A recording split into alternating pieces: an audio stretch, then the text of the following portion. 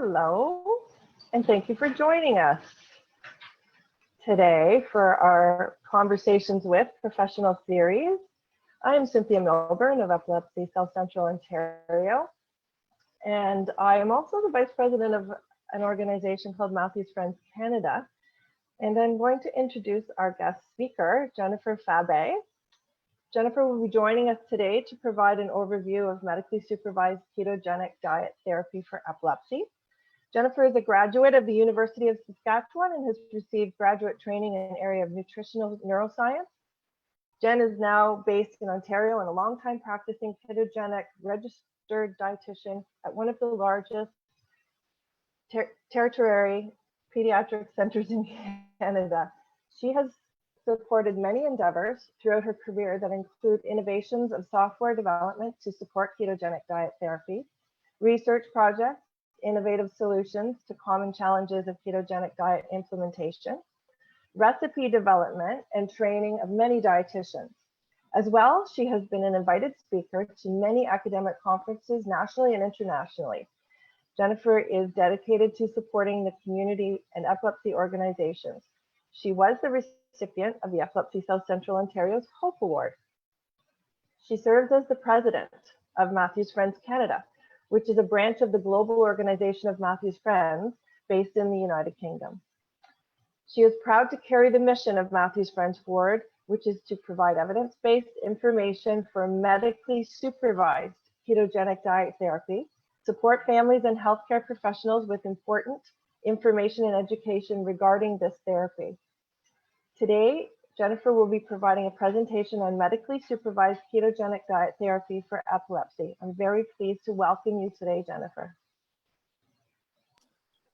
Thank you very much, Cynthia, for that introduction. And thank you to South Central Ontario for inviting me to join in your speaker series. I'm quite delighted to speak on a topic that I do every day on my frontline practice, but something that I'm quite passionate about.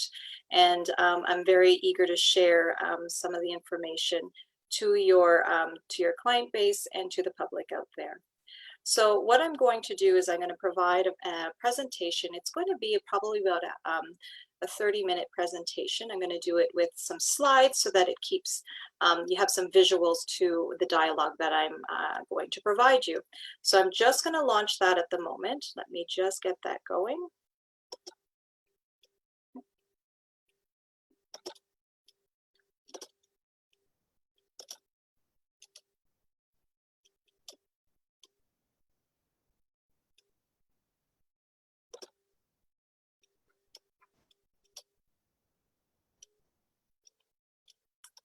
Okay,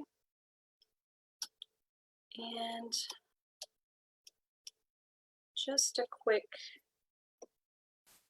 as I begin to start. Okay, so the ketogenic diet, the topic that I'll be talking about today is the medically supervised ketogenic diet therapy. There will be quite a few slides that I go through, but I understand this will be recorded. So if there's anything that you miss, you can always go back to the recorded presentation to take up some of that detail. The other piece is that if you have any questions, please put them out on the Facebook Live question box so that we can receive them on our end, and I'll be happy to answer those questions at the end of the presentation. So I'm going to provide an overview of the historical part of the ketogenic diet. It's always a nice place to begin. And then what is the ketogenic diet for epilepsy and how it is evolved in the treatment of epilepsy? What's its efficacy? A high overview of mechanism of action, the common side effects that we see, and what are some reliable ketogenic diet resources? So with the historical, let's go to the history of the ketogenic diet as a use of medical therapy. So many of you have encountered the great thinker or have heard of the great thinker Hippocrates. And Hippocrates, in his sort of great philosophical pondering, had once said to us that seizures perhaps can be cured with abstinence from food and drink. And he was referring to a fasting state, and perhaps that seizures could be controlled that way. He was such a forward thinker. And even if you look at other points of history, you can see somewhere along that same thinking.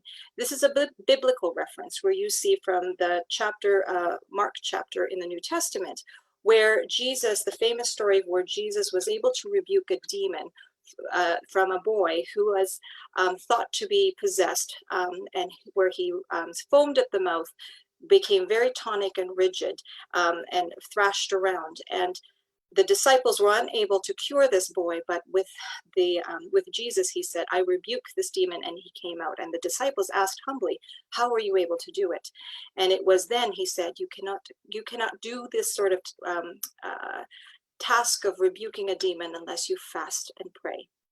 Now, there's value to prayer for some, but certainly the scientific and medical community, along with Hippocrates, felt that there was value to something regarding fasting. And if you move forward into the 20th century and in the medical literature, you see various reports with in different parts of the world where people were observing the same thing, that people who had multiple seizures would actually start to deprive themselves involuntarily of food and put themselves in an involuntary state of fasting. And after a prolonged period of fasting, they were able to see a reduction in seizure frequency. Now, Lennox had described that the control of seizures perhaps is the change or the shift of the metabolism that goes as from a primary carbohydrate fuel source over to breaking down our body fat. And in other parts of the country and the world, there was the development of our understanding of the Krebs cycle and fatty acid metabolism. And we would yet had realized that acetones and beta hydroxybutyrate were metabolites that appeared after we went on a starvation diet, or we ate too low of a carbohydrate rich diet, and a diet that perhaps was high in fat. And so one of the points of reference we have in our history of ketogenic diet therapy is Dr. Wilder, who proposed that perhaps we can achieve ketones in our bloodstream, which is ketonemia, and do that not through starvation, but doing it through nutrition to mimic the starvation state. And out came the birth of the ketogenic diet, a diet that was higher in fat, adequate protein, and low in carbohydrate. And for the next couple of decades, it was used, but it had a challenge of being implemented. There were dietitians back then, and they were training their patients to become, more, prescribed in their ketogenic practice. But what was evolving concurrently to that was the anti-seizure medication era. So in 1940s onwards, there was the evolution of more medications that were available to the market, and the ketogenic diet was concurrently developing a reputation of it being too impractical mostly, and then also being unpalatable and hard to commit to. So fewer children were being put on the ketogenic diet, and fewer dietitians were being trained, and then it developed a reputation of it being an ineffective therapy. So it fell to the wayside in sort of medical approach. And then fast forward to the late 1990s, and with all the anti-seizure medications available in North America, still 30% of the population with epilepsy remain drug resistant. So the resurgence of the ketogenic diet treatment began again. And in the late 1998, a landmark study put forward by Dr. Freeman and his group put forward a prospective study of 150 children that was nicely defining that ketogenic diet when it was medically supervised by a dietitian and a physician and a team, that it could be effective in reducing seizure control. They measured time points at the three-month mark, 6-month, and 1-year mark, and found approximately 30% of those who remained on the ketogenic diet had greater than 90% reduction. Going on to the 20th century and onwards, despite all the anti-seizure medications, we knew that there's still a population of about 30% that remained drug refractory. And so there became a public interest in exploring the ketogenic diet. It was perceived to be natural, a non-drug option. And there's the famous story of Charlie. Charlie Abrams, and he's the boy behind the Charlie Foundation. It's based in the United States, and he's a boy who had drug-resistant epilepsy, had tried many anti-seizure medications and surgery, brain surgery as well, and then arrived to the ketogenic diet at Johns Hopkins and was able to achieve seizure freedom through that therapy as well. And then the father of Charlie, Jim, began the Charlie Foundation with the mission to provide information to the public about this treatment option. Similar in the United Kingdom, the story of Matthew. Matthew was a boy who has and continues to have Dravet syndrome. And during his very young years while he was a little boy, around 2 or 3, he had gone through several thousand seizures. Emma, who's seen in this picture here, who tried to champion the care and explored all the drug options and treatment options, asked about the ketogenic diet, but was dismissed from sort of approaching it because it was like it was historically dismissed to be unpalatable, dismissed to be, impractical, etc. And eventually she circled back to that option. And when the ketogenic diet was implemented with Matthew, he again achieved, like Charlie, achieved seizure freedom. And with that knowledge and with that experience, it inspired her to begin the Matthew's Friends charity, which is based in the United Kingdom. And they have really taken over and branched out in many branches, such as in Canada, New Zealand, and other countries as well. And together, Charlie Foundation and Matthew's Friends provide evidence-based information regarding this treatment for the people. So what is the ketogenic diet? So many people, I see this all the time with my patients, they feel they know what the ketogenic diet is because we are so bombarded, especially in these days of social media, with the different definitions and different people who are seen to be authorities of ketogenic diet therapy and it's very hard to filter through these wavering definitions. So I took a quick snapshot of what I see out there in social media. I see low carb diet, I see low carb, high protein, low carb, high fat, very low carbohydrate ketogenic diet, all this different nomenclature, which confuses me, but also must confuse the average citizen out there that's trying to review what exactly is the ketogenic diet. But what I want to discuss today is the medically supervised ketogenic diet for epilepsy. And it is a medically supervised diet that is high in fat, adequate in protein, low in carbohydrate, that is consistently consumed, designed to mimic the metabolic effects of starvation, used in the treatment of epilepsy and other related disorders. A metabolic diet treatment, it is a metabolic diet treatment whereby the nutritional ketosis that is created is believed to be therapeutic. What do you eat on the ketogenic diet therapy? Well, in general, the food will be of higher portion of the fatty food category. And then you'll have adequate protein food choices, and you'll have the least amount in sort of your carbohydrate food choices. There's different ways to implement it. You can have weighing of food on a scale, which is the most precise way to kind of achieve the prescription that you need for your ketogenic diet. You can also use household measures, which is practical and easy to get, and as well estimating measures, which is probably the least precise of methods. A basic meal structure when you're starting out on the ketogenic diet should have some sort of fat source, 1 or 2 fat sources. And I offer sort of examples of some pretty practical ones that we use to start families off. So we're talking whipping creams, margarines, maybe butters, salad dressings, nuts and nut flours. Protein sources are still the same in our regular diet and in the ketogenic diet. So your meats, your cheeses, your eggs, and your nut butters. And then your carbohydrate sources are typically fruits and veggies.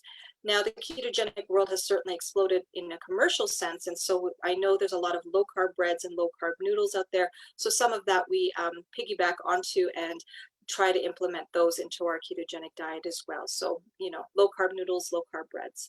And then of course we try to have some sugar-free beverages to also support the hydration of a basic meal. As a registered dietitian, it's very key to have one on board when you are considering the ketogenic diet therapy treatment option for yourself or a loved one. The dietitian plays a central role in trying to assess the proper diet therapy for you, as well as how safely we can implement it, and also goes along the journey with you to make sure it's safely implemented. And here I just outlined some of the general duties that my colleagues, myself and my colleagues across the country and the world will do for a family that is embarking upon the ketogenic diet. Some of it will be diet history analysis, proper calorie estimation, suggesting your ketogenic diet prescriptions, and supporting the methods of which that ketogenic diet prescription will be implemented and sustained, because there are different ways, methods, and techniques that we use. And as well, we look for always the safety and making sure we're not bringing harm to the person that's implementing it. And we do a lot of teaching so that you can have independence and sustainability with this therapy. Now, what are sort of the different meal preparation methods? I get this question all the time, so I just put a section in my presentation to cover this. You can see there's a very prescriptive meal plan method where your ketogenic dietitian will initially calculate something out very precise. So for this one, this is a real life example of a cheese and spinach omelet, where you take the eggs, cream, cheddar cheese, spinach, and margarine, and make that into an omelet with some strawberries on the side and your beverage as well to drink. It's very precise. You can see it requires a scale, and we measure it to the gram. And the ingredients are very specific. So you can see I'm very brand name specific. In this example, I have the certain kind of whipping creams and the brand names that I would like, because the math is already calculated in using those brands. The cheese is also a particular brand name. So it's a bit more rigid. A dietitian helps you do swap outs if you need to do an exchange because you don't have the black diamond cheddar cheese, for example, to help you find the appropriate substitution. But that's a little bit more labor intensive. But it is very precise, and you will be given a goal of fat, protein, and carbohydrate by your dietitian or physician. Another method to use is a food exchange method. This is just a quick example. Food exchange lists allow for hundreds and hundreds of foods to be interchanged within your different categories. So you have your fat category, protein and carbohydrate category, and your list of foods, you will pick from your list of foods for each of your meals, lunch, and dinner. It allows a lot of flexibility so that the user can self-select. It can help for populations that live in different areas and have different food supply. So exchange lists are very versatile that way, and it allows for more independence from the dietitian, but also allows them to be independent in terms of a variety of food. So it's great for somebody who's a bit more selective in their eating and likes to have a lot of change in their diet. Whereas the first method I presented is geared towards children and adults who don't really have that big of a variety, and they maybe only eat 10 or 12 meals, different kinds of meals in sort of their week. And then there's sort of a method called estimating portions, where it's less labor intensive. You don't really use a scale. You might be using household measures, but you need to develop a fluency in label reading, develop a fluency in calculating out your own carbohydrates. So you have to be somewhat okay in your math and cross multiplication to be able to determine your carbohydrate count and your fat count and your protein. A lot of the labor of the diet falls back onto the actual user, and then it probably will require the dietitian to do diet histories every 3 to 6 months, just to make sure that you are on track. The potential for this is that it's less precise because of the fluency and the counting that is required and the math that's required from it by the user. Practical examples of real life ketogenic meals. We have some some of our keto pizza up in the left-hand corner, some cut up waffles, some bread, some keto breads made from almond flour, some of our soups. We have modified Atkins recipe up in the right-hand corner with the beans and the cucumbers and the meat. As well, I like the cupcake example because keto families and keto birthdays can happen, and you can create cupcakes and cakes that fit in to a usual celebration, and you might not even know which one is the keto cupcake. Generally, there's no food group that is excluded in the ketogenic diet. We do reduce the carbohydrate-rich foods and do increase the fat intake, and it leads to more creative groceries. But with the guidance of a registered dietitian, it usually, the feedback from families is it takes about anywhere from 3 months, 1 month to 3 months to really get into the routine of preparing meals in the ketogenic diet way. And what if you are a person that has tube feeding? So if you are a person that requires tube feeding, we do have in Canada options for you. There are different formulas provided by different companies. I've provided what I know of the options here available in Canada. And these can be provided by gastrostomy tube or gastrostomy jejunostomy tube, GJ tube for short. And if you are more leaning towards the blenderized tube feeding, that can also be implemented. I have a few patients on blenderized tube feed that we implement by a syringe G tube, and that is also an option to you. But this needs some support from your registered dietitian and medical team to make sure it's operationalized, that you get your coverage for your products, and that you are implementing it safely. And some of you may have a combination of oral eating and tube feeding, and certainly that is a possibility too, that we can do a mix of the different methods that I just presented, that you can orally and tube feed the ketogenic diet. But again, you need the help of a team to do that. This is the next slide of it's busy, but I just wanted to be thorough, that there is different types of diets out there. And this is not for you to decide upon yourself, but just to inform you that there are different sort of methodologies out there. There's the classic and the MCT ketogenic diet, the modified Atkins, and the low glycemic index. The overview of this is that they do differ in the percent macronutrient distribution. So the percentage calories coming from fat will differ from these three different methods, as well as protein and as well as carbohydrate. It will be a discussion with your team as to what would be the best fit for your situation, your nutritional state, what you're capable of doing, your type of epilepsy, etc. So that's just to inform you of the different options. Now, the evolution of ketogenic diet therapy. So there's been many different sort of diets that have evolved over time. We have, like I said, the classic version, the MCT ketogenic diet, the modified version of the ketogenic diet done in the United Kingdom, the modified Atkins, the low glycemic index. But each will differ in their approach of their variance in percent calorie distribution of macronutrients. These approaches will differ in the pace of how it's initiated, whether it's done as an inpatient or whether it's done as an outpatient. There will be different side effect profiles to these methods. They will have different efficacies on seizure control and different compliance statistics. And again, this is just to reiterate in a visual sense that there are different macronutrient and macronutrient distribution. By that I mean the percentage of your food coming from fat, the percentage of food coming from protein, and percent of your food coming from carbohydrate. And depending on the type of diet you're using will show a different sort of shift of what macronutrient profile you might be adapting. So the classic version of ketogenic diet, sort of a typical percent calories from fat would be 87% of your calories coming from fat. Very significant when your typical diet, if you come to see me, it's probably ranging in the 30% range.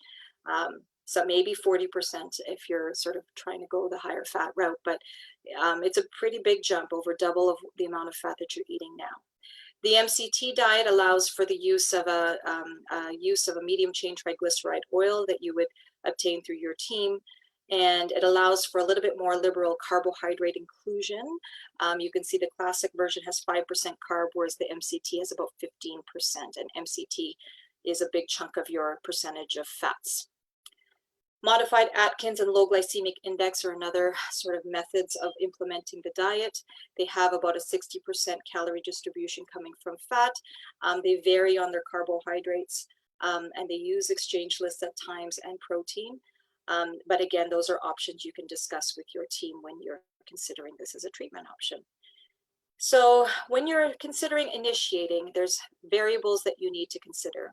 Do you initiate the diet as an outpatient or inpatient?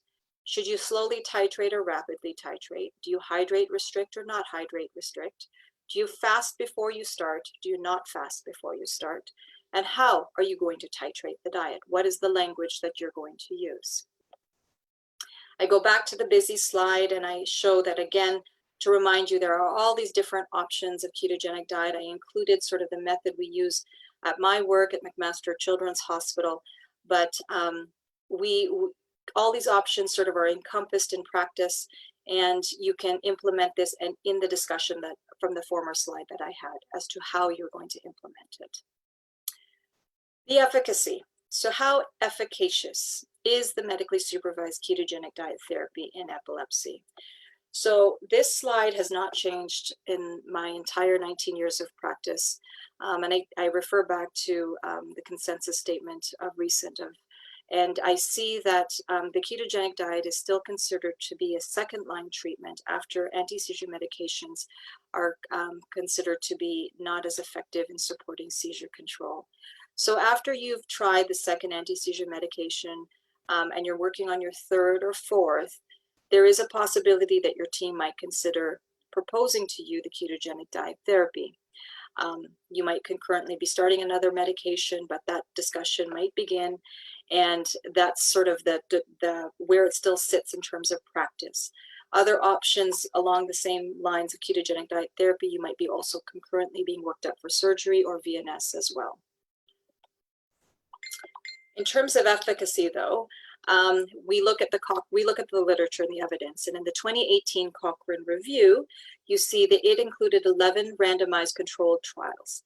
And when you looked at the adolescents, you saw that about 55% of those on the classic ketogenic diet of ratio 4:1 at the 3-month mark had achieved seizure freedom. And 85% of those on the classic version of the ketogenic diet, that's the most strict version of the diet, the most restrictive, achieved an 85% reduction. Whereas in the modified Atkins group, you achieved only 25% in the group of 66 adults achieved seizure freedom, whereas seizure reduction was achieved in about 60% in the adolescents. In the adult group, sadly, there was not a seizure freedom achieved, but what was nice to report was that there was 35% seizure reduction. And what about the adults again? So in Yi and his group in 2015, they looked at the classical ketogenic diet and the modified Atkins diet. And what you see here is that in the compliance, it sort of was a reverse. So the classic ketogenic diet had less of a compliance at 38%, and modified Atkins, because of its more liberal nature to it, had a compliance of about 56%. And for those that discontinued, the major reason for discontinuation was lack of efficacy. Now, what about the infants? So infants who have infantile spasms, as an example, were compared by the COSOF group, and in a retrospective chart review, they compared traditional treatment of ACTH with ketogenic diet. And you see, with this small study, they saw over 50% of their patients that were placed on ketogenic diet achieved spasm freedom. Compared to those that were using the traditional approach, who still achieved very high, almost 90% achieved seizure control with the ACTH. So it does show that you can use the ketogenic diet for infantile spasms. Perhaps there's less side effects, and perhaps you relapse less. But again, it's a small study, but encouraging results as a possible treatment option. The Hong group in Asia in 2010 suggested that when they started ketogenic diet in those that had already tried at least 3 anti-seizure medications, that when ketogenic diet was implemented and evaluated at 6 months, over 64% of those patients achieved greater than 50% spasm improvement. And that continued on to be about 77% after 1 to 2 years. And in 2013, another group showed that 17 children who had resistant infantile spasms to traditional treatment of vigabatrin and hydrocortisone achieved spasm freedom in about 76% of those that attempted. So encouraging results. I just wanted to present sort of the age spectrum that it can be applied to infants all the way up into the adult world, adolescence and adult world, and to say that there's encouraging efficacy results between all these age groups. There is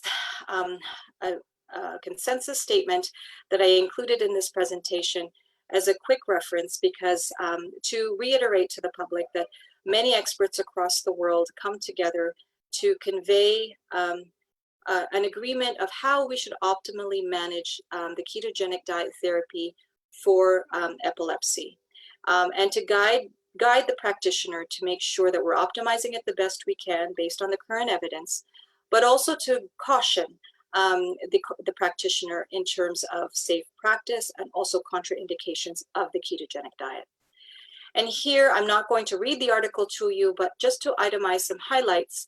So there in the article, it does identify syndromes and conditions which can benefit the ketogenic diet therapy. You refer to table 1 and 2. But table 3, it does identify where the ketogenic diet is contraindicated.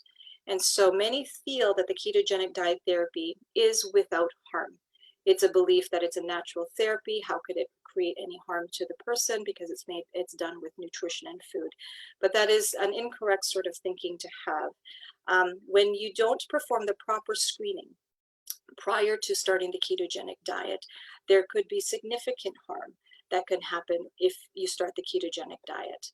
I blow that table up a bit more for this next slide, and you see that there's these inborn errors of metabolism, these syndromes that exist that just require some simple testing by the ketogenic diet team to make sure that you are not incompatible with the ketogenic diet therapy. If you were to begin the ketogenic diet therapy and you have some version of these inborn errors of metabolism, this could result in a major metabolic crisis and a deterioration. So we caution very carefully that it is never without harm. It's not something to be tried without the proper screening and evaluation by your team. What is the mechanism of the ketogenic diet therapy? Always a common question. I only have a couple of slides regarding that.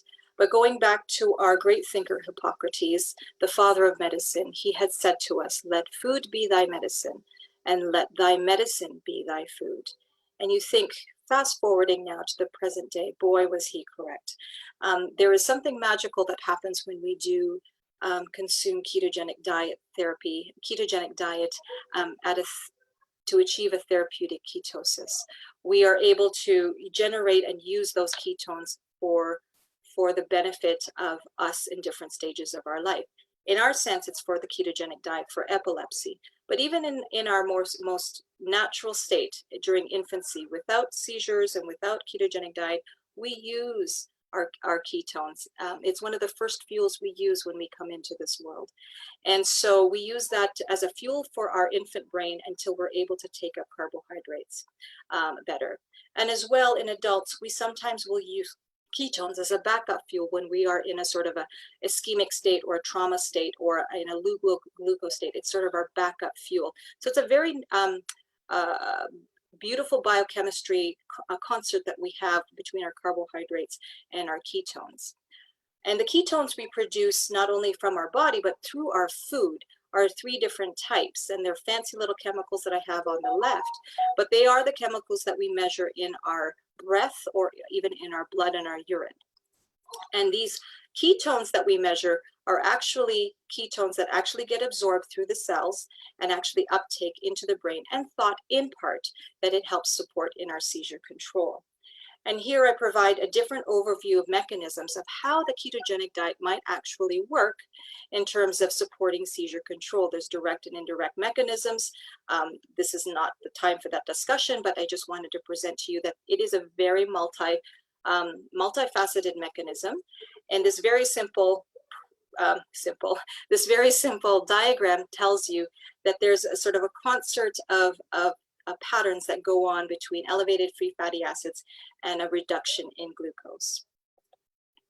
Now, the side effects. The common side effects of ketogenic diet are that you can increase the hyperlipidemia or high cholesterol. So what we have seen in some of the literature is that you have increased triglycerides and total LDL, which is sort of our lousy cholesterol, in some of our children who are on the classic ketogenic diet. This is observed perhaps in the first month of therapy that your body's adapting, but can preliminarily, the data suggests that there is a transient and serum lipids this is transient and serum lipids will normalize within the first year of therapy. And I do see that sort of in our practice. I don't believe that hyperlipidemia is a major issue for us. Coronary artery disease. The risk of coronary artery disease is sort of a long-standing sort of question for us, and what the evidence has suggested in the longitudinal studies that we do have and the evidence that we have right now, in the pediatric world, we are not seeing a thickening of the carotid intima, which is one of our arteries within our neck, to see if we're actually thickening our arteries when we compare it over a 12-month treatment. Local and systemic arterial stiffening will increase in some studies involving children and young adults, perhaps who have elevated triglyceride and cholesterol. So something perhaps to monitor. We have also cardiac abnormalities that are potential risks. So we have children on ketogenic diet that have been reported in literature to have cardiomyopathies or prolonged QT intervals. It's associative. We're not sure what the mechanism of that is. Sometimes it is associated with selenium deficiency, but sometimes we have seen these observations in the absence of selenium deficiency. So supplementation is important to make sure that a ketogenic diet is not creating a risk for cardiac abnormalities. Renal calculi is a fancy word for renal stones or kidney stones, and the risk is fairly low. About 3 to 7% of children will sort of experience that the renal calculi side effect. But it can be supported using oral citrates and change the acidity of the urine, so to decrease the chance of its formation. Growth. Unclear if the ketogenic diet therapy can affect long-term growth. We still just need the longitudinal data for that. But we do, as dietitians, for pediatrics anyways, try to support our children to optimize their growth as best they can. We also see, we monitor our growth longitudinally as well through our phone follow-ups. So you'll often hear us asking for weights and heights. As well, you might see reports of decreased hunger or appetite. There's an appetite suppressing effect sometimes with ketogenic diet, perhaps some acidosis with the ketone acids that are being created, but you can easily buffer that with some hydration. Low sugars called hypoglycemia, transient irritability at times, sometimes drowsiness, sometimes lack of energy. A common one is constipation. And that's typically because of people not drinking enough water or not having enough bulk in their diet because we're now lower in carbohydrate. So constipation is a common side effect with that we see on the front, clinical front. And then you'll also see vomiting, diarrhea, or hair thinning, which again is managed. It can be very transient, but it can be provoked sometimes if we're inducing too quickly or during times of illness. The hair thinning could be nutritionally induced, so that's why, again, it's important to have a team on board to make sure you're having adequate protein and enough supplements to put your risk low of lack of for hair thinning and alopecia. And some have reported that you might have a bit of reflux with ketogenic diet, which makes sense in that you might have delayed stomach emptying with the higher fat diets, and so you may have some reflux-like behaviors and have a bit of heartburn. The diet is not, again, benign. It does not marry well with some medications, or you have to approach with caution with medications such as valproic acid, topiramate, some lipid-lowering medications, and some diabetes medications.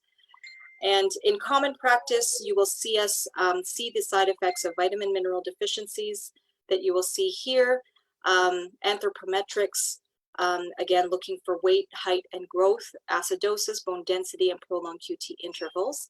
All of those things are sort of our common side effects surveillance in practice. So I just wanted to share what we see on the practical front. In comprehensiveness, we actually will supplement every ketogenic patient, typically with some sort of multivitamin, perhaps a calcium and vitamin D, depending on the type of diet they're on, some magnesium and phosphorus, also all to protect bone health. And then electrolytes, iron, zinc, and selenium. Those are some very common supplements. So the diet, in addition to supplements, sort of rounds out the nutrition completeness. And again, surveillance according to consensus statement and best practice is to do your routine blood work. And taken from that consensus statement, I kind of share what we've done here at McMaster, and we do a lot of blood work that happens before a ketogenic start and as well every 6 months, just to make sure that there's no side effects, and if there are some deficiencies that we correct them at the time of they're identified. We look at liver function, we'll look at cholesterol, we'll look at pancreatic function as well, and overall acidosis.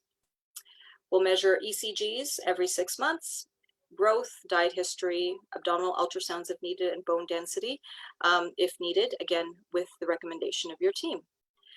And at home, it's not just the team that's going to monitor, but we do expect our parent and caregiver or the patient to do some self-monitoring as well. So at home, it might not be uncommon for your team to ask to measure blood sugar and ketones or urine ketones at home. You might be asked about your bowel movement regularity because, as you recalled, I mentioned constipation is one of the common side effects we have. And of course, we'll be asking about seizure frequency, duration, and recovery. So when considering the ketogenic diet, there's many things you should consider. How your family will adapt to this. What are your community resources? Do you have a ketogenic diet team, and are there hospital resources nearby? When you're initiating the diet, you should consider all these variables I outlined in the screen with your team of how you're going to approach the onboarding of your new diet therapy into your lifestyle.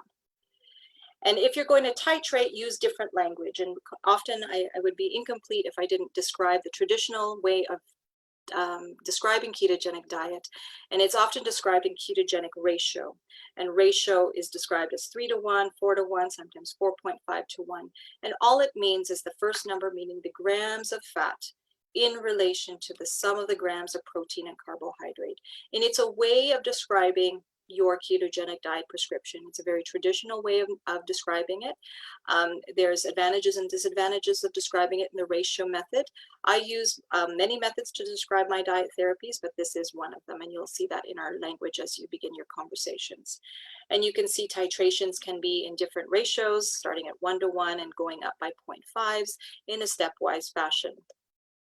Another way to titrate is using percentage calories from macronutrients.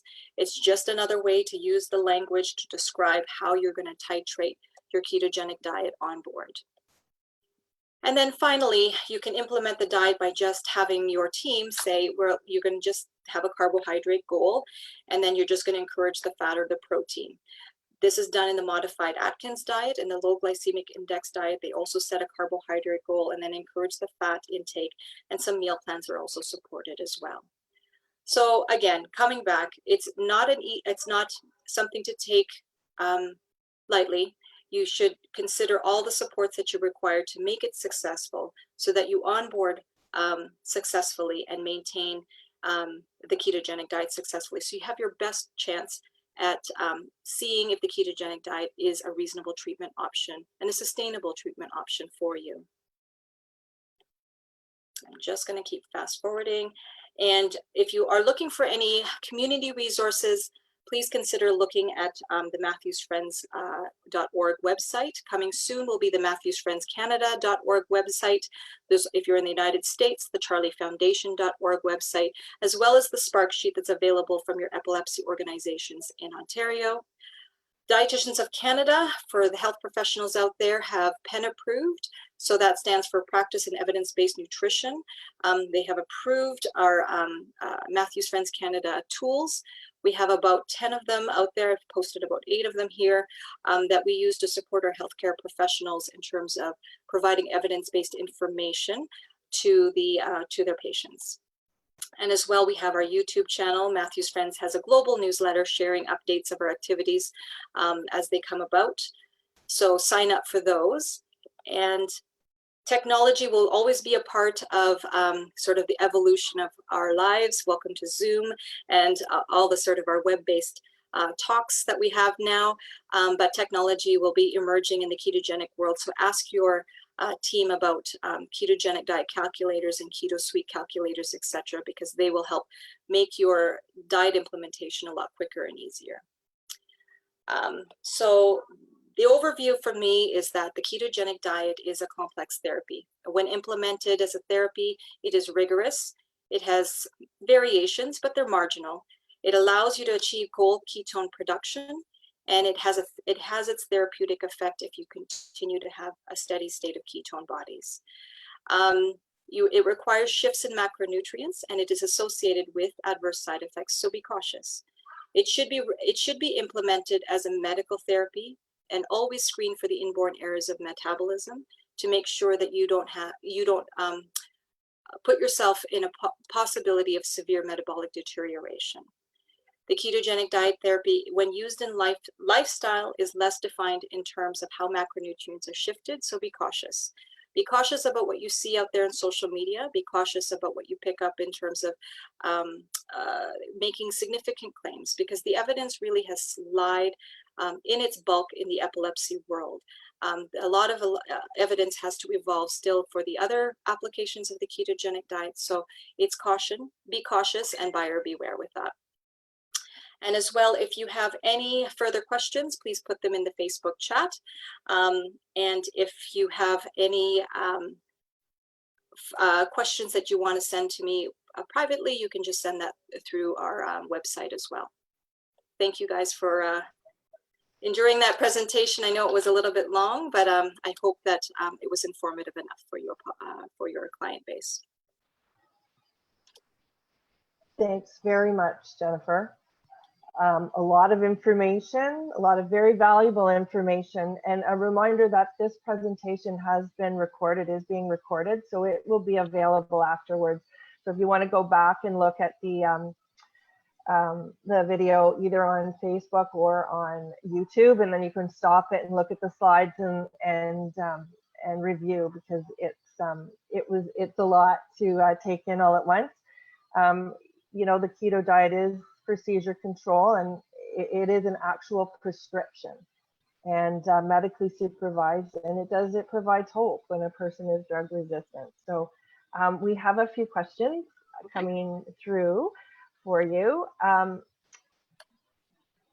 Well, here's one. Can I start the ketogenic diet therapy on my own? So hopefully through the presentation, I've emphasized that no, that you shouldn't be starting your ketogenic diet on your own. For many reasons, the contraindication table of our consensus statement is number one. You may have a mild version of an inborn error of metabolism or something that may contradict you using the diet itself. That aside, you might have other conditions that might worsen if you start the ketogenic diet therapy. So it's probably important best to have a discussion with your medical team when you're considering this treatment option to support your epilepsy. And how, Jen, how long would someone be on the ketogenic diet therapy? Yeah, I get asked that question a lot. So some people who are on the ketogenic diet therapy, the consensus statement suggests that maybe 2 years and then consider weaning the ketogenic diet. But for some, it's for as long as it works. Some have different philosophies. And so it's a bit of a discussion. So, and it's lifestyle based too. So if it's been an effective therapy and you're considering wanting to wean, don't wean on your own. Consider doing a graduated titration downwards with your team so that they're involved in that sort of management so that you're safely removed from the diet. But you shouldn't be trying to titrate it down on your own. But typically we try it at 2 years, but sometimes it's used for as long as it works. I have some patients that have been on it with me for over 20 years, but we monitor side effects longitudinally. Good.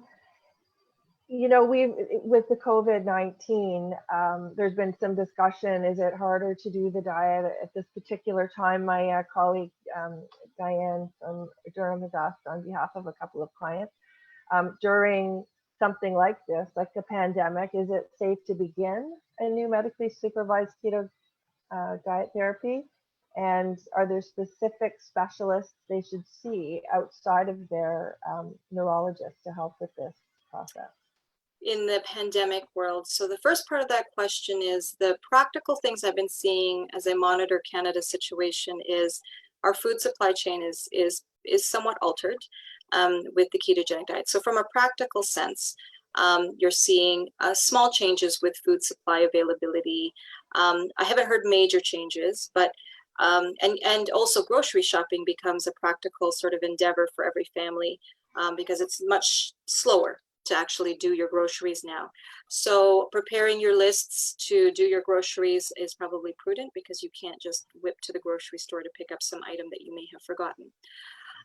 So those are sort of the practical feedbacks that I'm getting from the families, and sometimes, you know, restocking the shelves is a bit slower. So so that certainly is a practical situation that has evolved from the COVID-19 situation.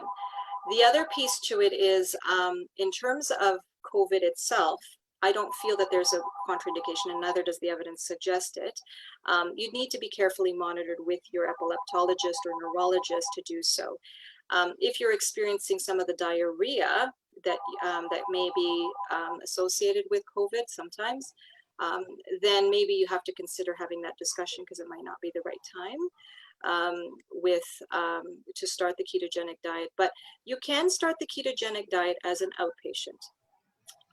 And so that can be done, just depends on the capabilities and sort of what your team is capable of doing. Can they support an outpatient initiation, and can they follow you through modalities like you know, video calling and telecommunication tools to make sure that you're safe. So I don't think it's a negative. No, I don't think you cannot start, but I think you need to just talk to your team to see what they're capable of doing. And the diet, it provides hope for people, but you know, there are side effects which you did touch on. Mm-hmm. So so you did touch on the side effects in the question, are there side effects, but as well, knowledge is power. So to know what could possibly happen is always a good thing. But Yes. Are these side effects prevalent in all patients, or is it rare, or what's your average? That's a good question, because those slides, it was comprehensive because I wanted to inform, but I'm not trying to scare. The common one that I kind of see with most families is the constipation, for sure, is number one. Your bowel movements are going to become less regular because there's just less fiber in the diet that you're eating. You have to have mobility. You should try to have hydration. The vitamin mineral deficiencies are real. It doesn't matter what version of the ketogenic diet you could possibly be implementing, there is risk of vitamin mineral deficiencies. And so you need a diet history analysis to be done so you have the proper vitamin mineral protocol. So those are the two common ones I would see. And a lot of institutions will do the ECG, the heart monitoring, just as proactive surveillance. But I don't feel that we're going to be finding, like we find, you know, small abnormalities here and there. But I would say the common ones would be certainly the vitamin mineral deficiencies, the constipation. And if you're implementing the ketogenic diet very quickly, you might get a very transient nausea, vomiting effect, but that usually adapts after 3 or 4 weeks if you're pretty committed. Mm-hmm. Question here, do you advise, I'm hoping I pronounced this right, legume-berry foods or other types of special protein foods for the keto during the classic ketogenic diet? Okay, so like protein-rich foods? That's what the question is just asking. Yeah, so special protein foods. Yeah. So protein adequacy is very important in the ketogenic diet. So we don't try to achieve low protein in the ketogenic diet at all. We always try to achieve adequate protein. Sometimes in the modified Atkins, it's encouraged to go a little bit higher but not too high, because you want to avoid a glucose or a sugar generating effect of high protein. So we will implement, sort of adequate protein, and that's a dietitian and the physician assessment of how much protein you should have. But in terms of specialty proteins, we'll look at protein quality. So as a dietitian, I will always look at protein quality foods that have good bioavailability, in our food supply chain. So I don't try to recommend sort of specialty protein sources as much as possible because I'm careful about the money that these families are spending. But I certainly will entertain any products that families provide me to see if it can fit into the diet if they're really wanting to include it. Sure. Okay, just two more questions. Is it right to control ketonemia 3 times a day, or is that too much? Is it to measure it? To measure It's it? just to control it, so you can. Yeah. So with ketogenic diet therapy that's medically supervised for epilepsy, you want a constant state of ketonemia. So a constant state of ketones being in your bloodstream. If the question is if you're experiencing the side effects of super high ketones and you're feeling very lethargic and nauseated, then I would suggest you talk to your team for possible remedy to those symptoms. But if it's just to lift yourself out of ketosis during the diet therapy, you shouldn't be trying to lift yourself out of ketonemia. You should try to have a consistent state of blood ketones at all times. Okay, and last question, what can Matthew's Friends do for an epilepsy agency in Canada? So Matthew's Friends Canada is on a mission to try to connect with many epilepsy organizations, all epilepsy organizations across Canada, to provide them with the evidence-based information regarding this therapy and provide sort of the Canadianized versions of practical tools that we've developed to your agency and provide even the practical meal preparation or recipe development that is practical for your local areas because the foods are different across the countries. And so we want to see what the boundaries are in terms of operationalizing the diet and seeing what we can do to support that for you. But we start with information. So it's to create the relationships across the country with our epilepsy organizations and provide information, whether it be in person, if you want us to be there in person, or through the virtue of this beautiful technology that we're all adapting during pandemic world, we're able to do that as well. You just need to give us a call and we can start to begin the discussions of how best to support your agency. That's just great, Jennifer. It's been great to have you. I enjoy working on Matthew's Friends Canada with you. We've gone abroad to the Keto College in the UK. It's a global diet. There's professionals around the world, and it's phenomenal. And so I really appreciate the time that you've taken to speak to everyone. And it is recorded, so it can be watched over and over. And we will be getting a new website shortly, matthewsfriendscanada.org. And then all of the information, diet, recipes, everything will be relevant to Canada. And I'd like to just say on Monday, we have our next series, and we have Dr. Valiente, who's a neurosurgeon, and he's going to talk about all kinds of possibilities with surgery options. And that is at 11 o'clock in the morning on May 11th, Monday. So we look forward to everyone joining us again for a conversation with Dr. Valiente. So thank you so much for joining us, everyone. Thank you, everybody.